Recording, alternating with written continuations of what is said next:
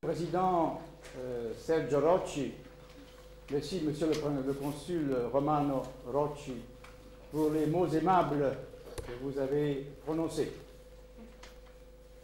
Chers amis, bienvenue à vous toutes et à vous tous à cette soirée. Pour ne pas vous surprendre, je vous annonce d'emblée qu'elle va durer, ma conférence va durer le temps d'un film au cinéma.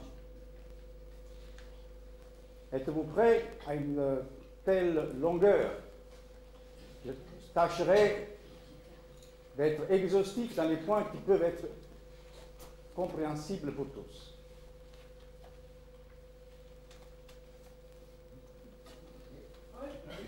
Bien. C'est le signe que j'attendais. Je salue également la présence d'une conseillère et d'un conseiller communal dans la salle. Et je les remercie pour leur présence. Pompéi. Le nom de cette cité de l'Antiquité est connu dans le monde entier. Chaque année, plus de 2 millions de visiteurs venant d'Amérique, d'Europe, d'Asie, d'Australie, viennent admirer les grands chefs-d'œuvre que cette cité recèle. Il s'agit de merveilles artistiques qui assument toutes les formes, toutes les expressions du génie humain.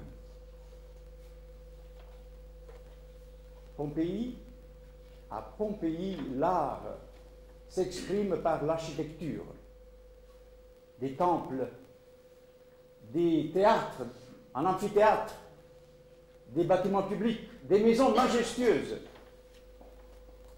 L'art s'exprime par la sculpture, des statues en marbre, en bronze, les statues en bronze avec des yeux qui sont d'ivoire pour les rendre plus vivants. L'art s'exprime par la peinture, des fresques, des miniatures qui ressemblent à la peinture contemporaine. L'art s'exprime par les bijoux de femmes, par l'argenterie, par les instruments de tous les jours, notamment par la poterie qui est en argile mais également en verre, car les Pompéiens connaissaient déjà la technique pour travailler le verre. Et puis, même par des instruments de la gynécologie qui servaient à aider l'accouchement, sans parler des mosaïques, qui sont la partie la plus noble de l'art pompéien. Mais comment se fait-il que dans une ville, somme toute petite, car Pompéi, à l'apogée de son expansion territoriale, n'a que 12-14 000 habitants, comment se fait-il que nous y trouvions l'accumulation d'un pareil trésor? La réponse est: ce n'est pas l'œuvre d'un seul peuple. C'est la superposition des cultures de 4 peuples qui ont été cités par Monsieur le Consul. Et c'est ce brassage d'ethnies qui va engendrer cette richesse incomparable. Situation d'ailleurs qu'on peut comparer à Luxembourg au plan économique dans les années récentes. Le brassage des ethnies, l'intégration de ces ethnies. Quels sont donc ces peuples? Rappelons-le. D'abord les Grecs, qui se sont installés à Pompéi dans les siècles du 6e au 5e siècle avant Jésus-Christ. Pour nous entendre, pour nous comprendre, il s'agit des années qui vont de l'an 600 à l'an 500 avant Jésus-Christ. Les Étrusques, entre le 5e et le 4e siècle. Les Samnites, du 4e au 1er siècle, les Romains à partir de cette époque. Mais avant de vous parler de ces peuples, il me faut vous présenter la région où se trouve Pompéi.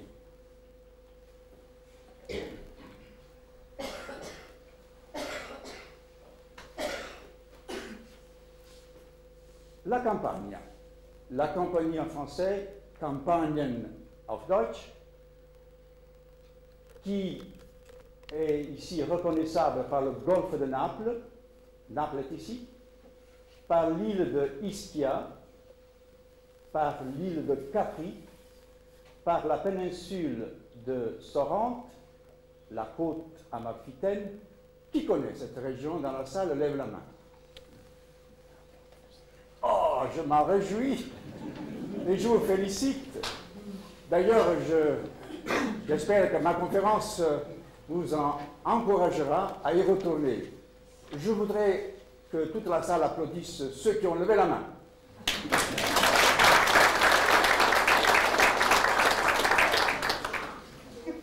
Cette région, plus particulièrement cette terre, oui, j'ai oublié de présenter Pompéi, excusez-moi. Donc, ici il y a des plaines, et au milieu des plaines, le Vésuve. Et à peine 8 km du Vésuve, là, il y a Pompéi. Cette région que les anciens appelaient Campania Felix, c'est-à-dire en français la Campanie bienheureuse.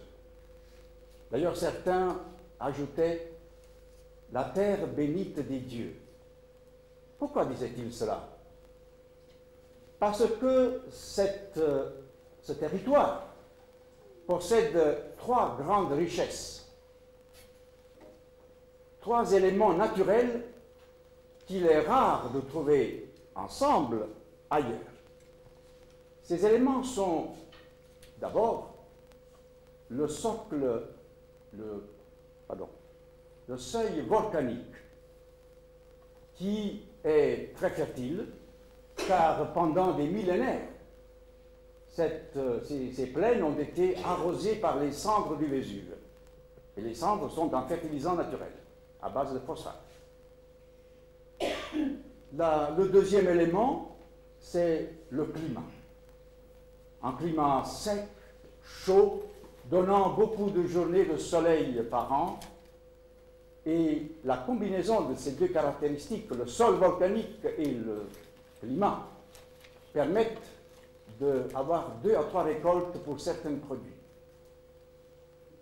Le troisième élément, c'est le cadre incomparable de cette côte qui s'articule en 2 golfes,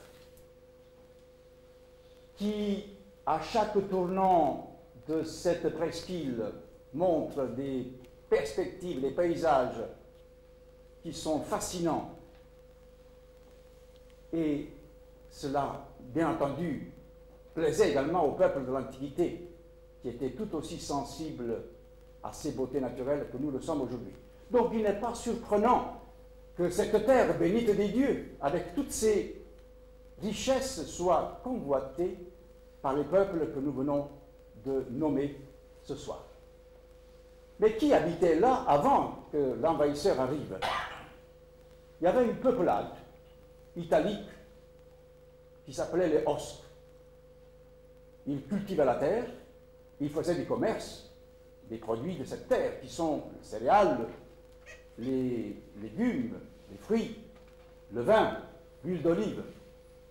Et ils avaient choisi cet endroit pour s'installer parce qu'au milieu des plaines, au milieu de la plaine, il y a un socle préhistorique, un socle volcanique qui a une certaine extension, 2 km par 3. Il est surélevé par rapport à la plaine de 3 mètres, donc on peut bien s'y défendre.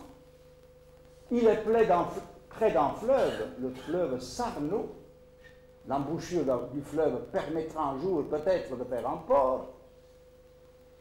Et finalement, il est près du littoral, c'est-à-dire près de la mer, près de la beauté de l'eau.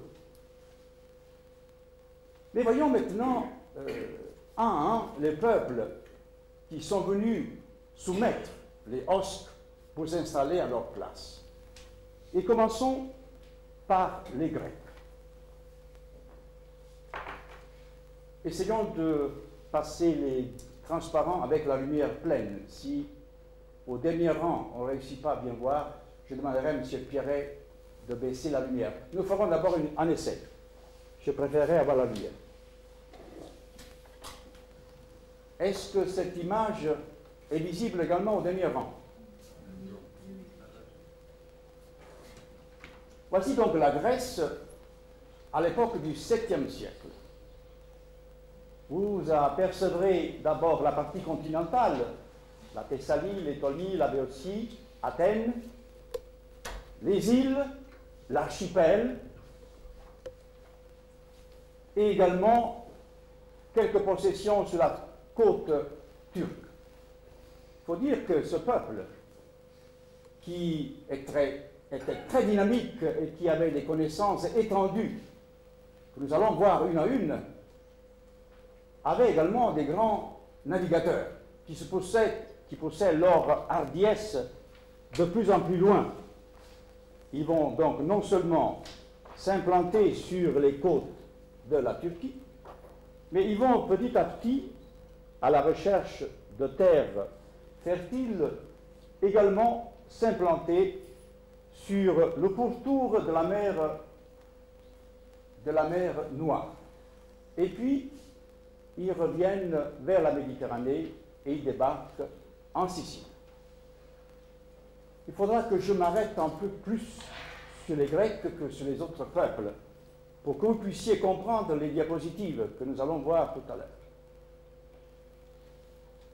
Brièvement, les Grecs, à l'époque classique, c'est-à-dire vers le 5e siècle, donc c'est l'époque où ils sont encore à Pompéi, ils ont atteint un niveau de civilisation qui va marquer profondément également les cultures des autres trois peuples. D'abord, ils vont marquer les cultures des peuples de la Méditerranée, les Phéniciens, qui sont établis sur cette côte-là, les Carthaginois, même les Égyptiens de l'époque post-pharaonique. Et puis, ils vont marquer les cultures des trois peuples italiques qu'on a nommés, c'est-à-dire les Étrusques, les Samnites et les Romains. C'est donc avec raison que les historiens s'accordent à dire que la civilisation grecque constitue le berceau de la civilisation occidentale au sens large.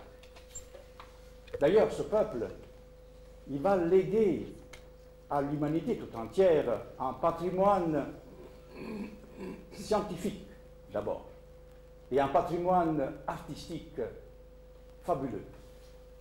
Patrimoine scientifique d'abord, car ils sont, les Grecs, les premiers, bien avant les Chinois, à commencer à expliquer les phénomènes naturels.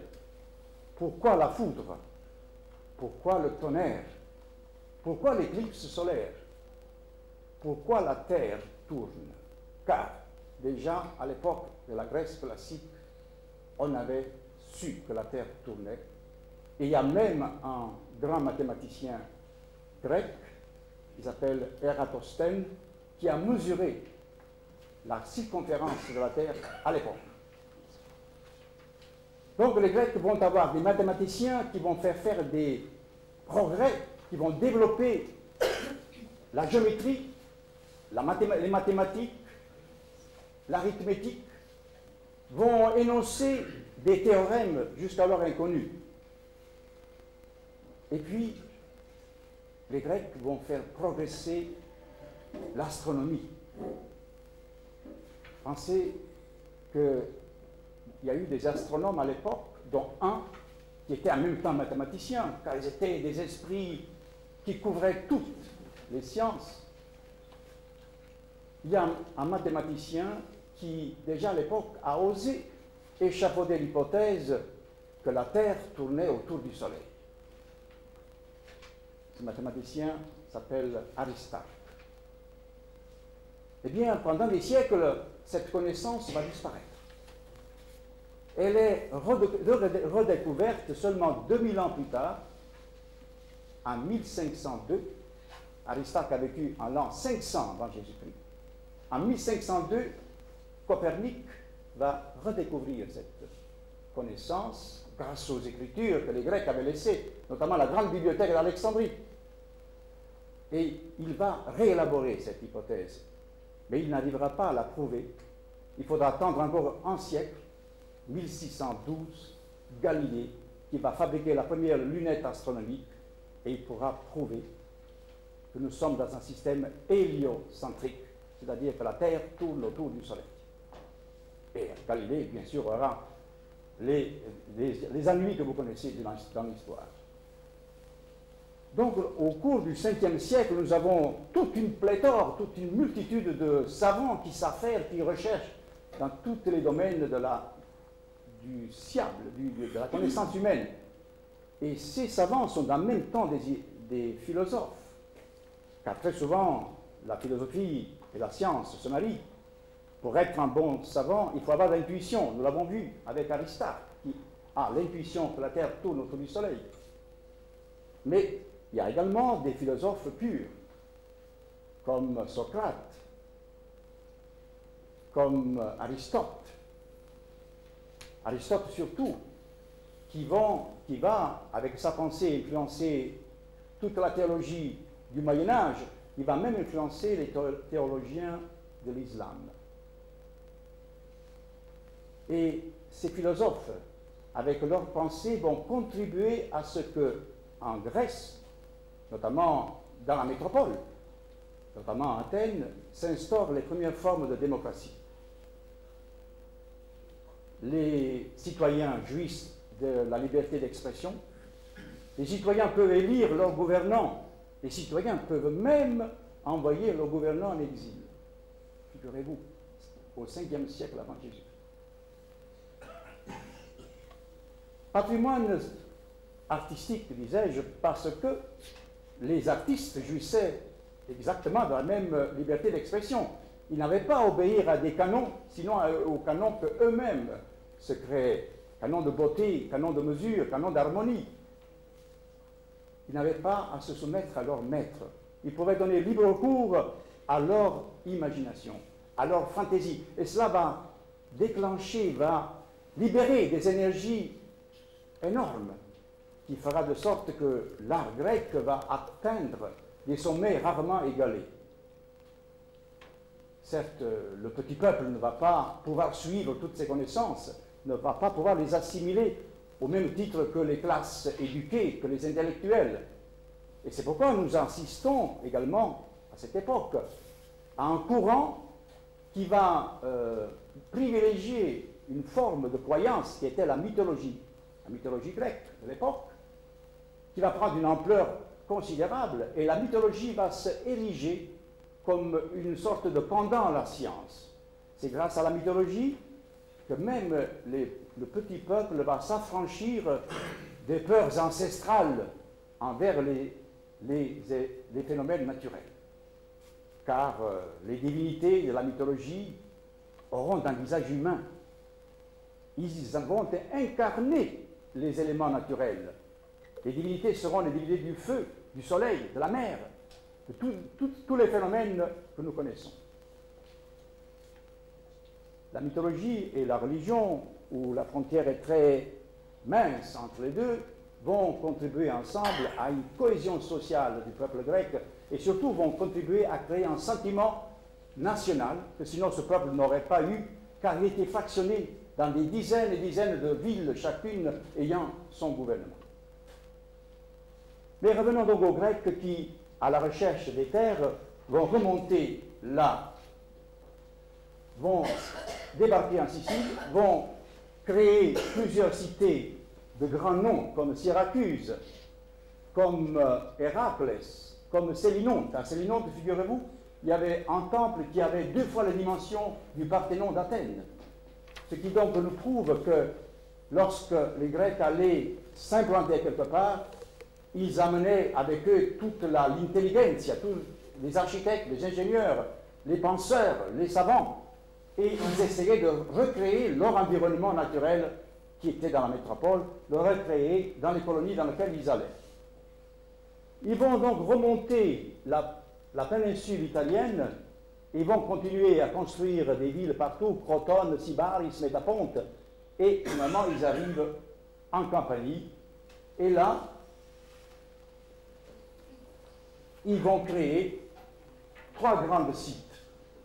D'abord, le site de Paestum, ici, dont vous avez dans la salle des magnifiques temples. Vous avez là, près de la porte, un temple de Paestum, qui est un des mieux préservés de l'Antiquité. Ils vont ensuite créer une autre colonie ici à Velia. Ils vont arriver à Pompéi, ils s'installent à Pompéi. Ils vont s'installer à Naples. Naples donc est une ville grecque, Néapolis. Ils vont continuer s'installer sur Ischia et puis remontent encore jusqu'à Kouma. À Kouma, ils s'arrêtent. Pourquoi ils s'arrêtent-ils? Ce n'est pas parce que leur vague s'est épuisée. Elle ne serait pas épuisée.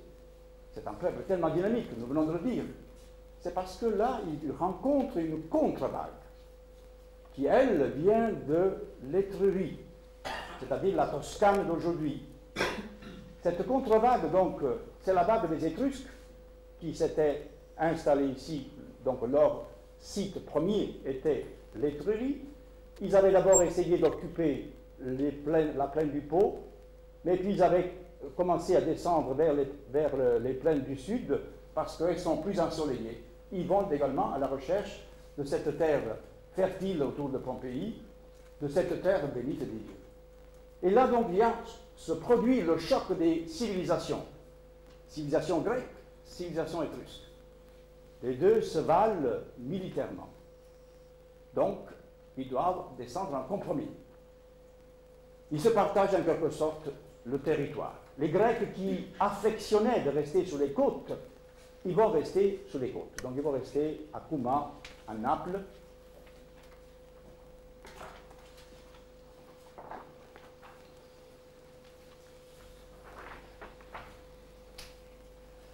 Ils vont donc occuper les plaines des vieilles Pompéi et également Pompéi.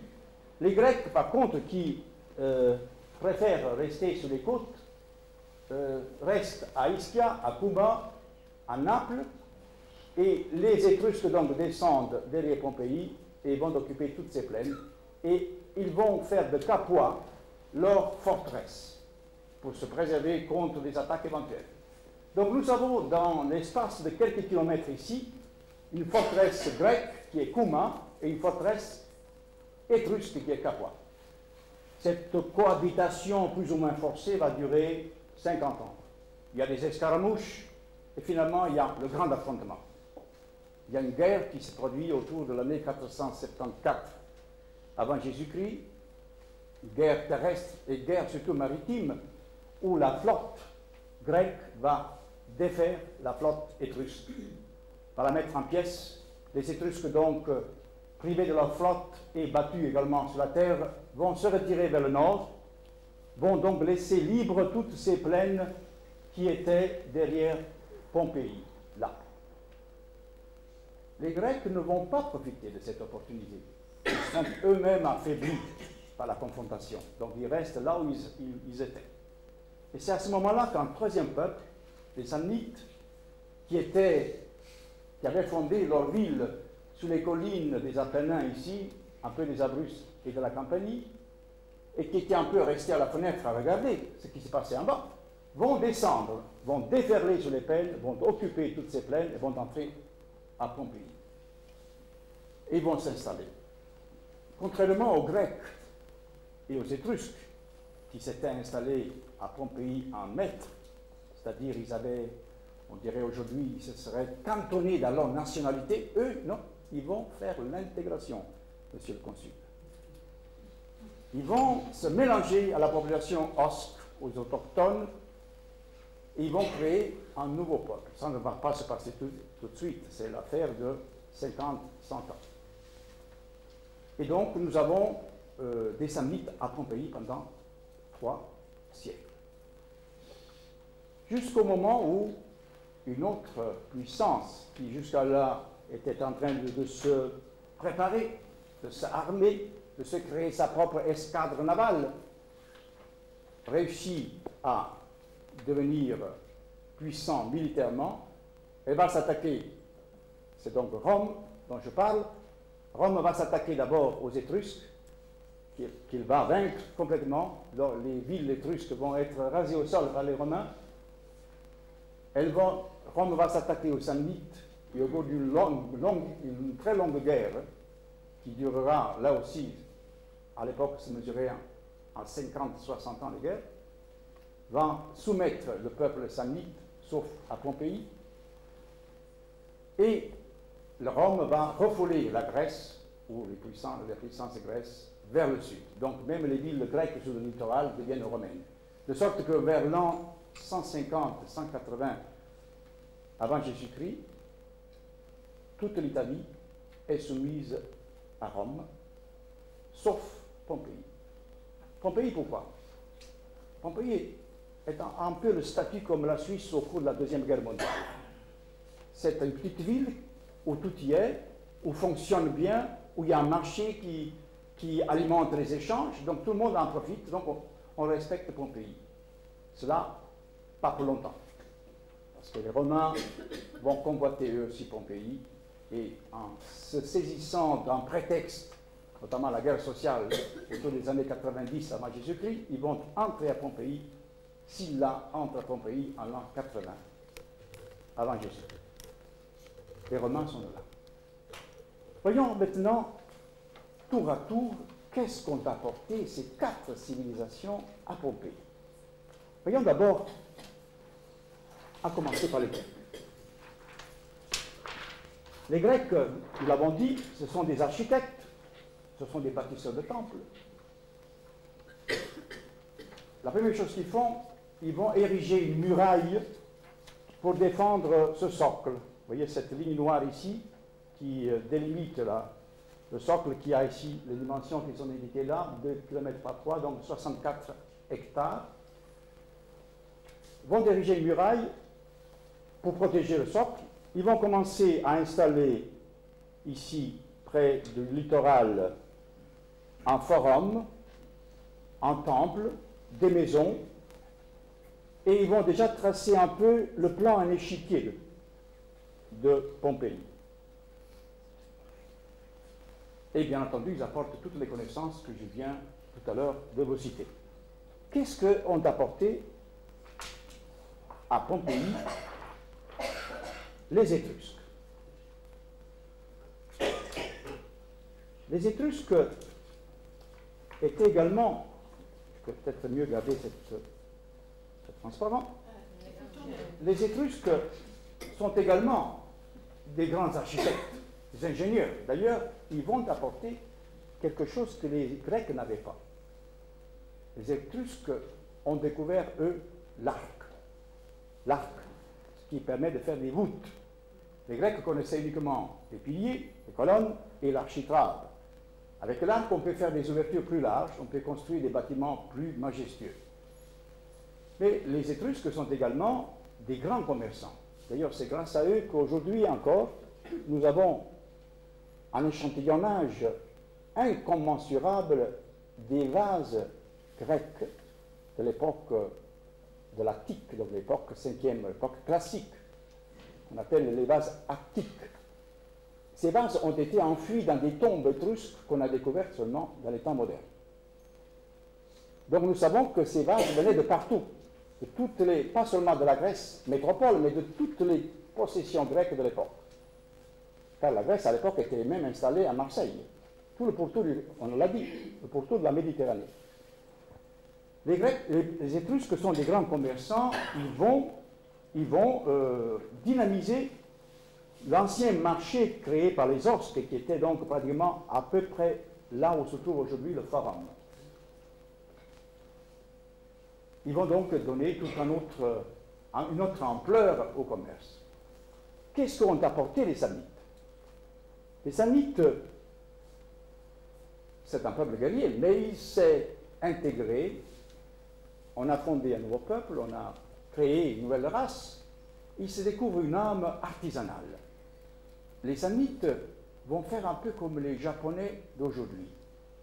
Ils vont copier d'abord des modèles grecs. des modèles étrusques, mais petit à petit, ils deviennent eux-mêmes des grands maîtres. Et donc, à l'époque des Samnites, Pompéi pullule de laboratoires, d'ateliers. Au moment de la découverte de Pompéi, on a trouvé encore des statues qui étaient en train d'être sculptées. Et nous verrons que les maîtres samnites pompéiens vont en même temps introduire dans l'art ou dans les canons de l'art grec quelques petits changements. Qu'est-ce qu'ont apporté les Romains? Eh bien, les Romains, on l'a dit tout à l'heure, ils ont soumis toute l'Italie, donc ils apportent surtout l'ordre. Les routes ne sont plus infestées de brigands, le réseau routier est agrandi, Rome porte le génie civil partout, Rome fait régner la Pax Romana avec une langue véhiculaire qui était le latin et une monnaie unique, comme on dirait aujourd'hui, qui était la monnaie romaine. Rome apporte bien entendu également les architectes. Ils vont faire propre toutes les connaissances des Grecs et des Étrusques, ils vont les développer. Donc Rome va devenir maître dans l'usage de l'arc. Les grands coupoles, et notamment les coupoles qu'on utilisera dans les termes que nous verrons en forme de diapositive, sont arrondis. Et cela n'est possible que grâce à la création de la voûte. Rome apportera le sport, les palestres dans lesquelles on formera les cadres militaires. Rome va apporter le raffinement. Les femmes, à l'époque romaine de Pompéi, sont couvertes de bijoux. Les maisons sont décorées, surdécorées comme des palais hellénistiques. Elles deviennent grandes, ces maisons. Les familles romaines entières quittent Rome pour s'installer à Pompéi. Et à Pompéi, ils reçoivent d'autres amis qui viennent pendant des mois. C'est une sorte de lieu de villégiature. On y vient pour y passer des mois. Car à Pompéi, il y a tout. Il y a notamment, voilà une autre chose que les Romains vont porter, les loisirs. En latin, ortia. C'est-à-dire qu'à Pompéi, on travaillera comme avant, mais on s'amusera également, royalement. D'ailleurs, ça amènera une certaine forme de libertinage que nous allons voir également sous forme d'images, de diapositives. Donc, Pompéi, c'est le lieu idéal pour y séjourner. C'est là où il y a tout. Divertissement, théâtre, palestre, thermes pour soigner le corps. Et cela jusqu'à l'an 62, après Jésus-Christ. Donc 62 de notre ère. En cette année-là, il y a une forte secousse tellurique, un tremblement de terre, qui va causer des énormes dégâts. Les Pompéiens ne comprennent pas. Ils étaient convaincus de vivre dans la terre bénite des dieux. Et tout à coup, cette terre se met à vibrer. Ils ne se doutaient pas d'où ça venait. Ils ne se doutaient pas du tout que cela puisse venir du Vésuve. Car le Vésuve était une montagne arrondie, ne présentait aucune forme de conique. Elle avait été érodée par les agents atmosphériques, car la dernière éruption avait eu lieu 2 millénaires avant. Les Pompéiens, donc, considéraient même Pompéi comme une montagne amie. Ils l'avaient insérée dans l'or au moment où ils ont remanié leur forum. Ils ont ils ont désaxé le forum de 15 degrés pour que le Vésuve puisse se trouver dans l'axe. Le Vésuve donc est là, pour que le Vésuve puisse se trouver dans l'axe du forum. D'ailleurs, sur la montagne, il y avait des forêts, il y avait du gibier, et à contrebas de la montagne, sur les flancs, il y avait des arbres fruitiers, la vigne, comme aujourd'hui, poussait sur le Vésuve. Et donc, on ne voyait pas le cratère, mais le cratère était bien là. Seulement, le cratère était obstrué par un énorme bouchon qu'il tenait sous tension. Et cette tension commence à se faire sentir. En l'an 62, c'est comme une casserole sous pression que réagit le cratère. Les Pompéiens n'ont rien compris. Ils font de nécessité vertu. Ils vont se remettre à restaurer leur ville. J'en profite même pour jeter tout ce qui n'était pas beau, notamment les pierres de tuf utilisées à l'époque des Samnites. C'est une pierre grise, beige. Ils vont la remplacer avec une pierre blanche venant de Rome, le travertin, qui est beaucoup plus éclatant au soleil. Et donc ils vont rendre leur ville de nouveau habitable, de nouveau le lieu idéal pour y vivre. Et cela jusqu'à l'an 79 après Jésus-Christ. À partir de maintenant, je voudrais cesser de parler au passé. Je voudrais vous parler au présent, pour vous transmettre les émotions que moi-même j'ai éprouvées au moment où j'ai lu les témoignages, soit de ceux qui ont vécu la catastrophe, soit de ceux qui l'ont reçu par des récits immédiatement après. J'entends parler de Pline le Jeune dans les 2 lettres qu'il a écrites à son ami Tacitus. Et je voudrais également tenter une expérience avec vous ce soir. Je voudrais simuler le jour et la nuit de la catastrophe qui a été évoquée par M. le Consul et par le président Secchi. Mais pour faire ça, j'ai besoin de votre aide. J'aurais besoin que vous participiez avec moi. Est-ce que vous êtes d'accord de participer pour créer cette ambiance? Oui? Qui est d'accord, les mamans? Voilà, on est bien. On va essayer. Alors, j'aurais besoin également qu'un opérateur se mette près d'eux et au lancement, à un moment donné, on lancera l'opération. Je vous demanderai 2 choses. La première, c'est que vous évoquiez dans votre esprit, vous vous souveniez d'une nuit profonde, une nuit noire d'orage, où le tonnerre a frappé très fort. Je pense que chacun de vous a déjà eu au moins une fois cette expérience. Évoquez donc le tonnerre dans vos oreilles.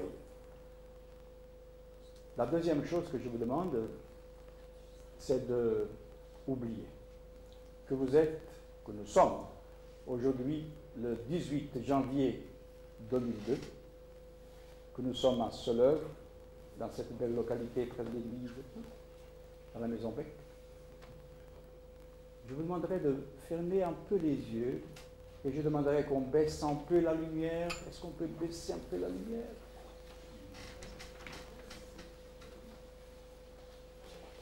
Et si vous fermez un peu les yeux, laissez-vous transporter dans l'environnement que je vais vous décrire. Aujourd'hui, c'est le 24 août de l'an 79 après Jésus-Christ. 24 août, c'est-à-dire le mois le plus chaud de l'année, le mois où le soleil est le plus éclatant, où la nature est la plus belle, les champs sont couverts de blé. Les parures des autres arbres sont en fleurs. Il est 13h15. C'est l'heure où les Pompéiens, qui se sont levés tôt à l'aube, après un repas frugal, ils feront le grand repas le soir. Ils se mettent au repos. Ils font la siesta, la sexta hora. La nature même, d'ailleurs, semble assoupie sous les rayons accablants du soleil, car le soleil est presque au zénith. Tout se tait. Un silence qui règne partout. Soudainement, un grondement sourd, provenant des profondeurs de la terre, va faire vibrer toute la nature à l'intérieur des maisons, les meubles, les objets du ménage vont tomber à la renverse, bruyamment au sol. À l'extérieur des pans de murs, des colonnes commencent à se balancer dangereusement dans le vide. Et ce grondement sourd va arriver à une explosion le bouchon qui obstrue le cratère va voler un éclat et il va être projeté très haut dans le ciel. Des millions de blocs vont tomber vers Pompéi, sur les maisons, sur les temples, sur les navires dans le port. Et de la gorge du Vésuve, une colonne de cendres va se lever. Et ces cendres vont monter au ciel comme l'endeuillé Pompéien qui sortent de la maison, qui chantent, qui s'appellent au secours, qui essayent de se réunir pour se sauver.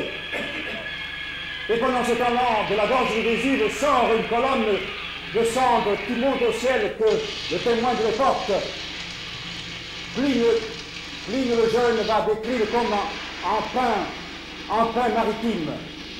Eh bien, ces cendres vont former un énorme nuage de plusieurs kilomètres de diamètre. Ce nuage va descendre lentement et inexorablement vers Pompéi. Et là où il y avait la clarté du soleil, s'installent les ténèbres les plus profondes. Oui, mes amis, aujourd'hui, le 24 août de l'année 79, à 13h30 à Pompéi, il fait nuit, la nuit la plus noire, car ces cendres sont tombées lentement. Ils ont créé un brouillard épais, et c'est seulement les incendies créés par ces cendres qui vont éclairer un peu.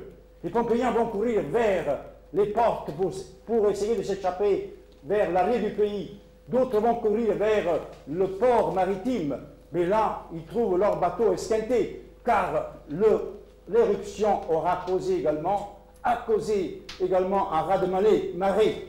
Et donc les bateaux ont été refoués vers la côte, ils ont été mis en pièces. Et pendant ce moment-là, les Pompéiens commencent à sentir ces cendres qui arrivent de plus en plus près du sol, qui vont arriver sur leur peau, qui vont brûler leur peau. Donc ils n'ont qu'une seule voie de secours, c'est de courir dans leur maison, ils se cachent dans les caves.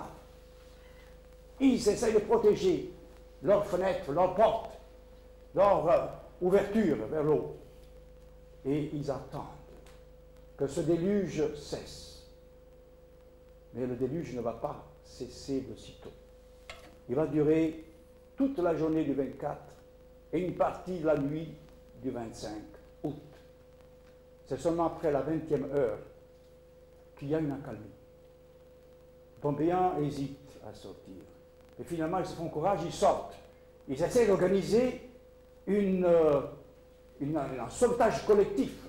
Ils essayent de trouver d'abord leur direction.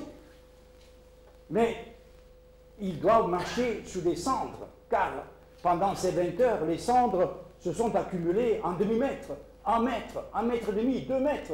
Donc ils marchent un peu comme dans les sables mobiles. Et c'est à ce moment-là que se produit la deuxième éruption.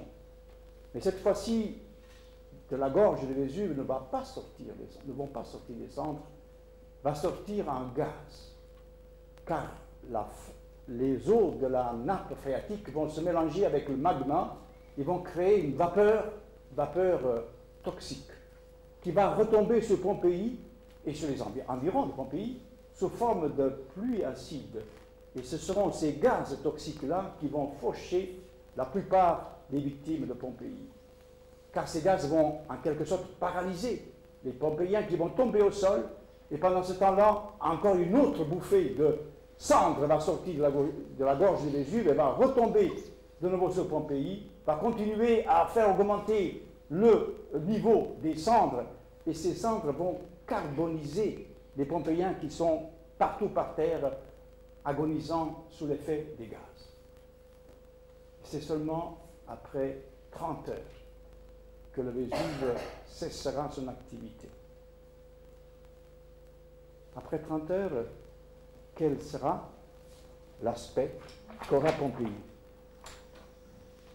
Je vais vous montrer une coupe stratigraphique qui montre un des endroits de Pompéi où l'accumulation des cendres atteint seulement 4 mètres. Car par endroits, ces cendres se sont accumulées jusqu'à 6 mètres, tout dépendait du vent. On voit la composition, on voit la couleur dans le transparent original, et on voit la hauteur par rapport à une maison qui avait quand même un étage et demi.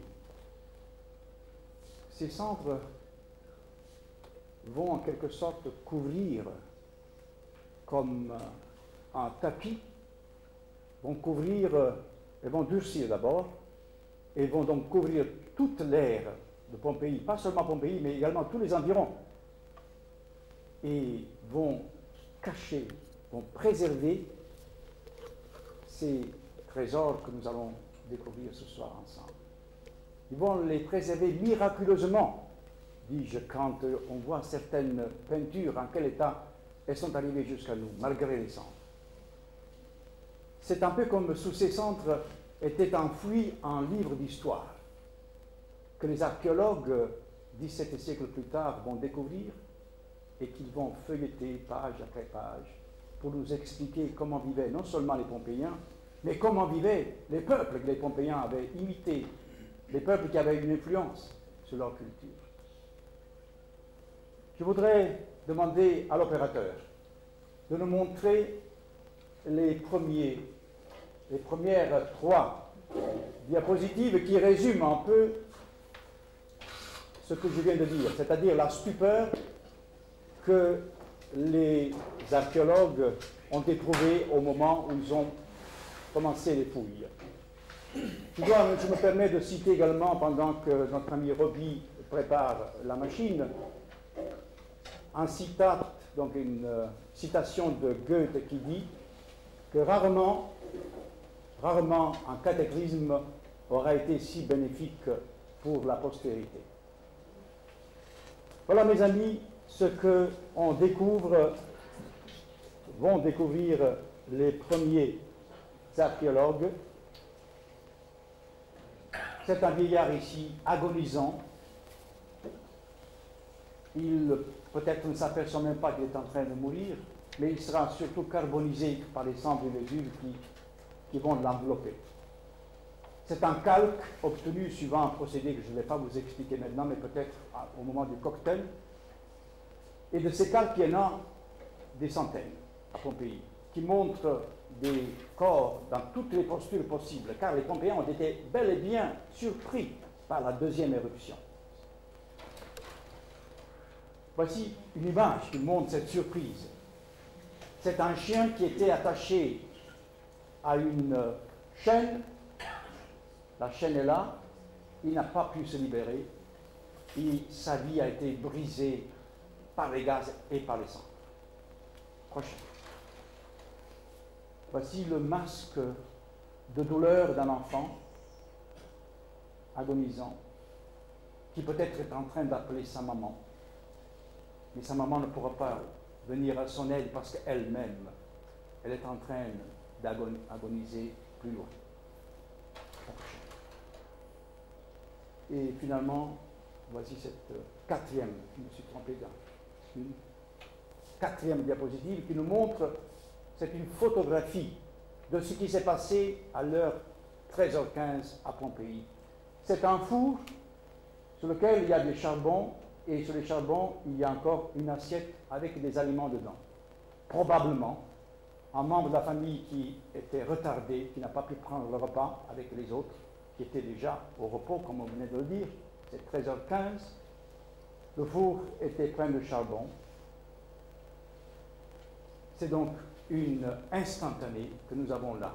Et ça, c'est unique dans l'histoire, car aucune autre ville de l'Antiquité a pu nous montrer de telles instantanées. Les autres civilisations qui ont eu des grandes villes, comme Babylone, comme Urs, ont été détruites par des guerres, ont été pillées. les trésors ont été, en or, en argent, ont été fondus pour faire autre chose. À Pompéi, nous trouvons tout comme cela était à l'an 79 après Jésus. La prochaine liste. Je vais donc cesser à partir de maintenant de parler du cataclysme, de la catastrophe.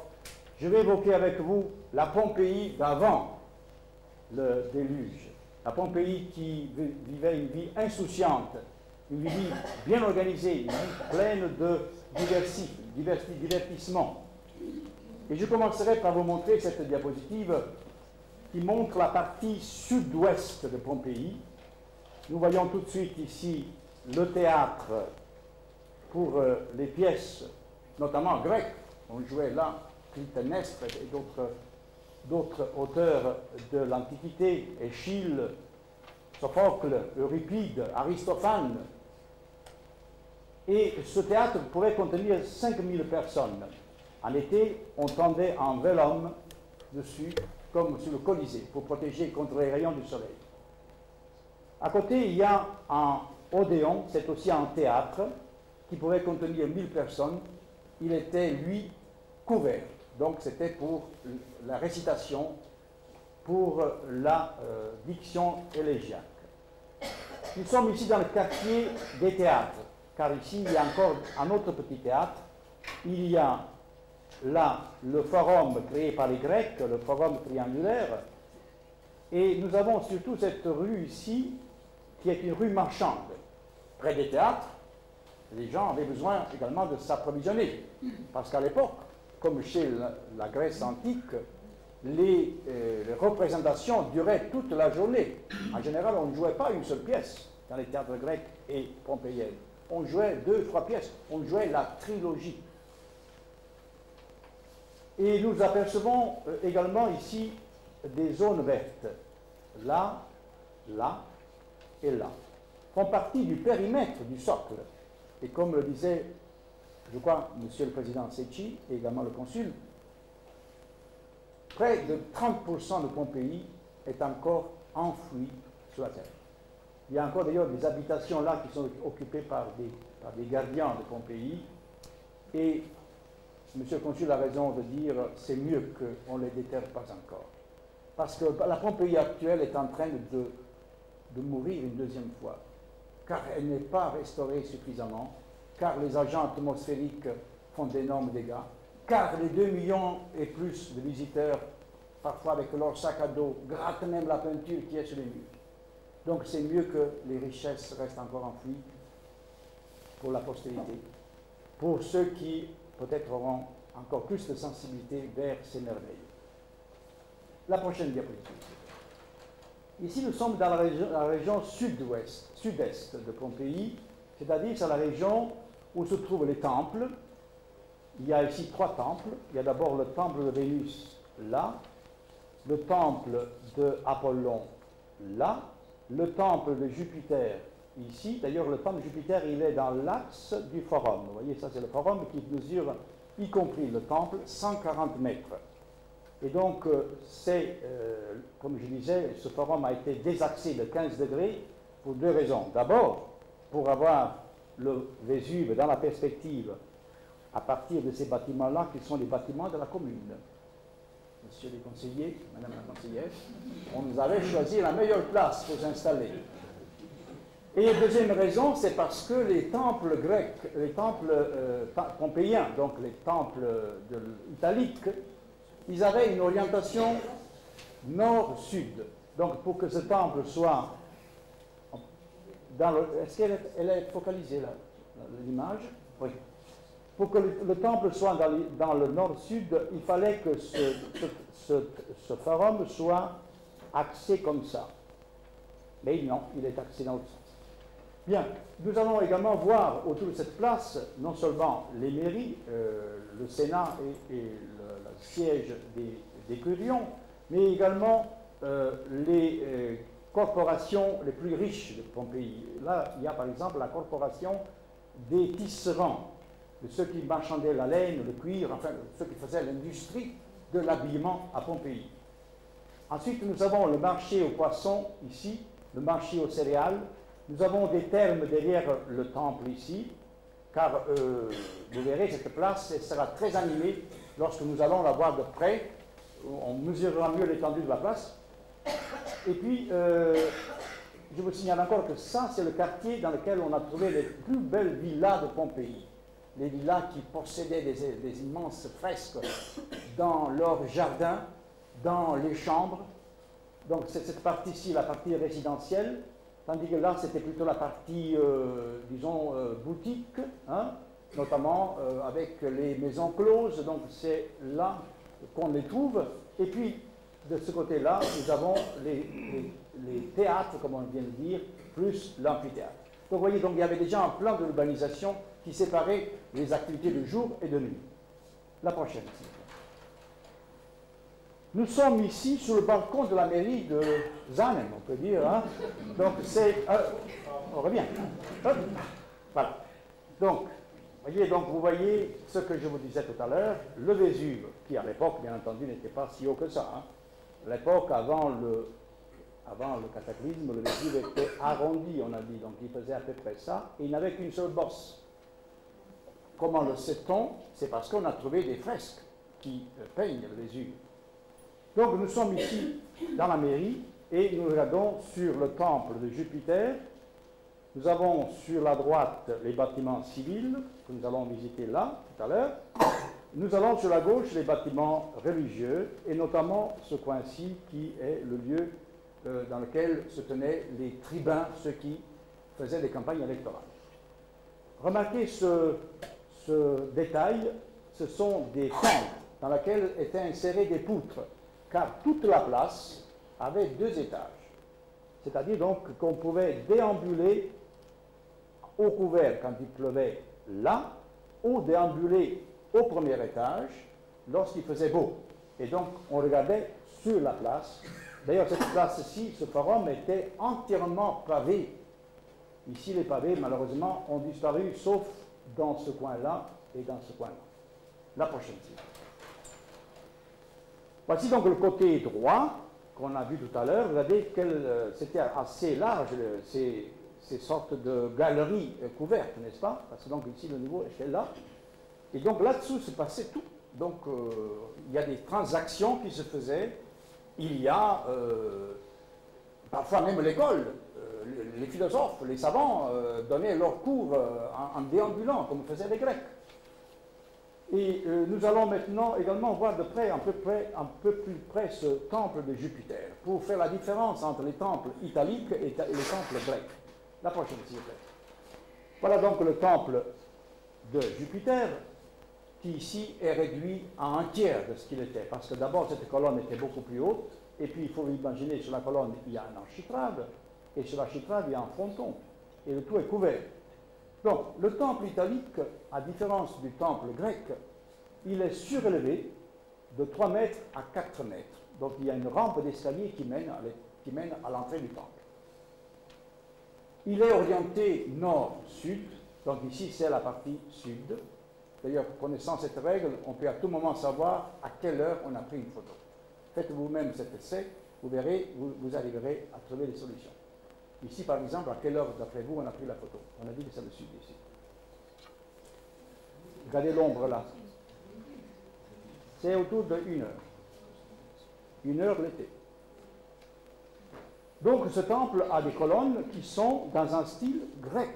Et tout à l'heure, nous allons le voir de près, ce style, parce que nous les retrouvons à Pompéi partout. Nous les retrouvons à Rome.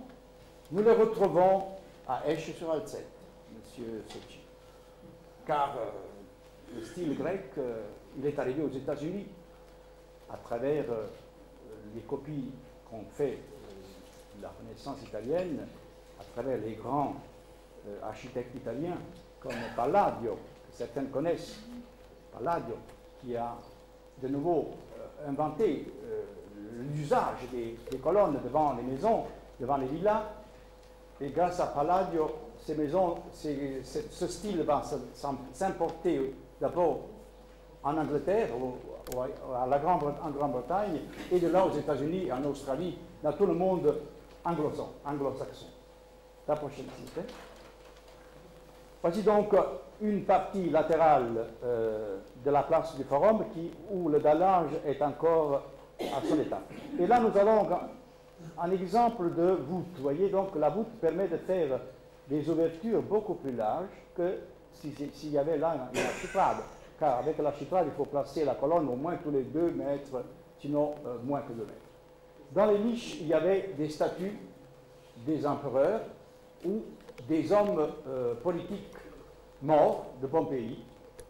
Ces murs étaient bien entendu recouverts de marbre, de pierre de Travertin.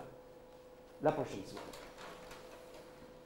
Voici encore une des portes qui se trouve à l'extrémité du forum et qui donne accès donc à tout ce dédale de rues, car Pompéi est une ville vraiment comme nous